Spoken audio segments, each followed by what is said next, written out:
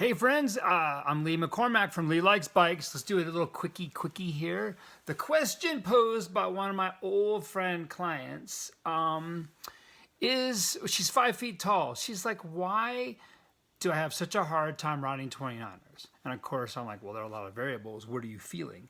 And so she basically said she feels like the thing takes longer to slow down, it's harder to turn, and she feels like she needs a smaller chainring. Okay, all reasonable. Lots of variables. One is bike fit. Statistically speaking, if you're 5 feet tall and you're on a 29er, that bike is too big for you. The rad distance is going to be too long, and that's going to mess everything up. There are 29ers that do fit people of that size, but they're rare. Very rare. Very, very, very rare. So chances are the bike doesn't fit, and that's a huge variable. Ugh, that's a big one.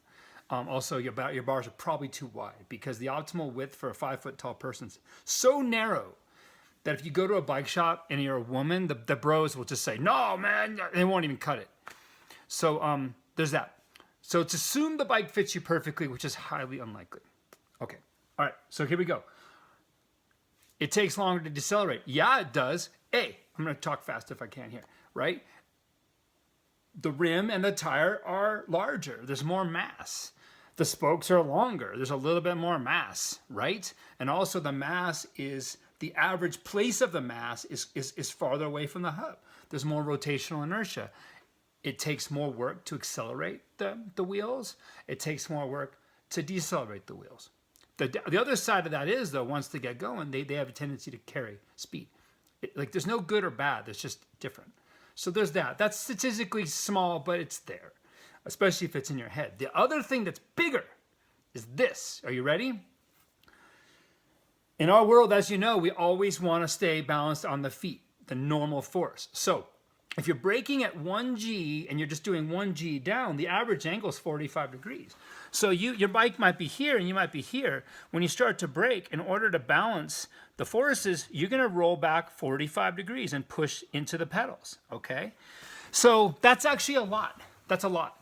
And so the bigger the wheel and the shorter the legs, the more the wheel is in the way. So if you're 5 feet tall on a 29er, I think it's going to be very difficult to achieve that kind of an angle before the tire buzzes you. By the way, that's the third brake.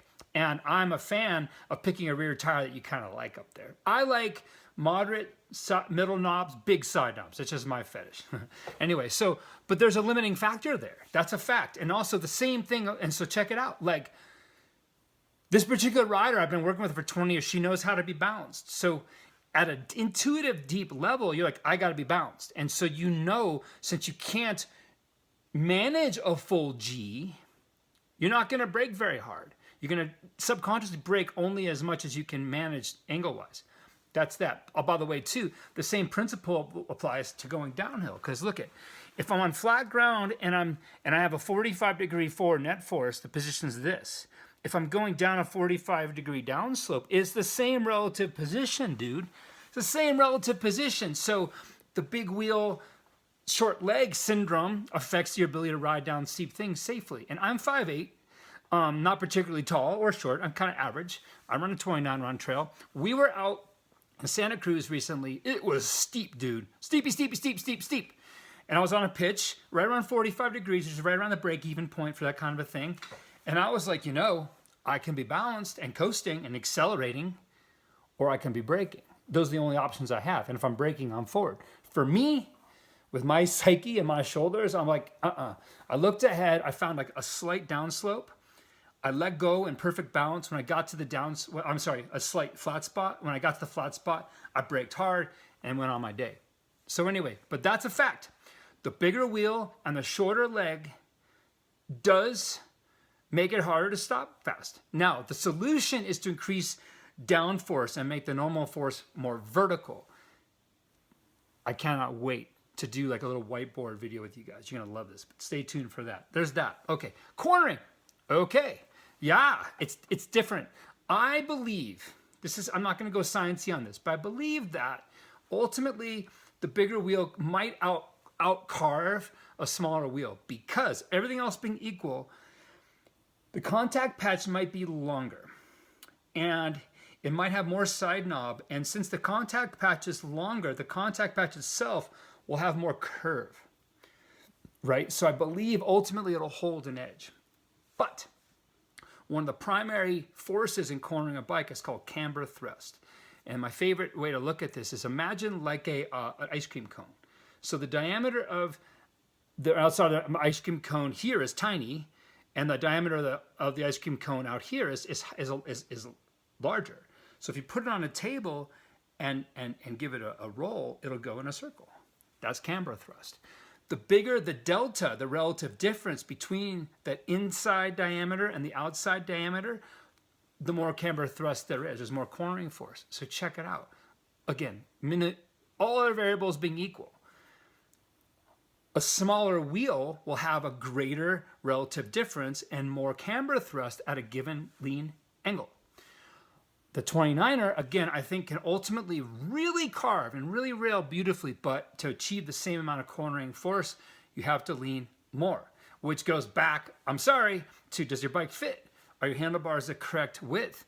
Do you have a good low hinge? Statistically speaking, no.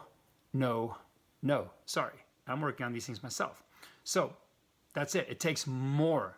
Like, again, the fundamentals of cornering all bikes are the same, but it's going to take more lean to get the same job done. By the way, if you already have apprehension about the fact your 29ers in turn, your lizard won't allow you to get low and lean. It won't happen.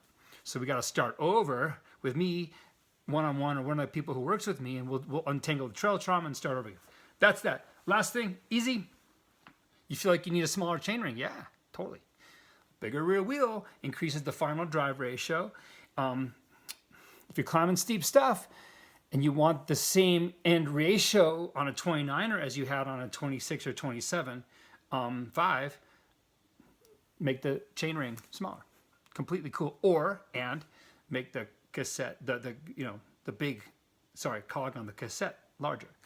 That's it. So those are some I think verifiable aspects of 29ers that does make them harder to ride for small people. Number one, fit is a big deal. Number two, that range of motion is a big deal. Number three, it requires more leaning, and most of us are terrible at that. And number four, you might want to decrease the gears. That's that. I hope that's helpful. I wish you all Nama Stoke, and be well. Bye-bye.